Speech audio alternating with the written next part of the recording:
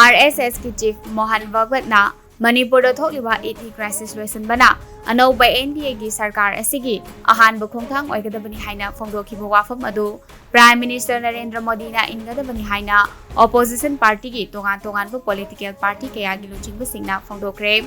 Congress party यावना opposition party की मसक नायरबा मकोक थोंबा लुचिंगबा कया यावना बीजेपी की पेरेंट्स बॉडी अमा ओरिबा RSS की चीफ मोहन भगवतना मणिपुर की मतंगदा थमखिबा वाफम अदो थबकता पांगथोकपो ओइना लेबाक असिगी प्राइम मिनिस्टर नरेंद्र मोदी ना मणिपुर दा चतुना थोकलिबा इथि क्राइसिस असिगी मतंगदा सोल्यूशन पुरकनबा होनगदबनी हाइना कांग्रेस पार्टी की जनरल सेक्रेटरी जायराम रमेश ना फोंदोखरे मतम अमदा कांग्रेस पार्टी की MP ओरंबा हौजिकना इंडिपेंडेंट MP अमा ओरिबा कपिल सिबल ना प्राइम मिनिस्टर नरेंद्र मोदी की मसादा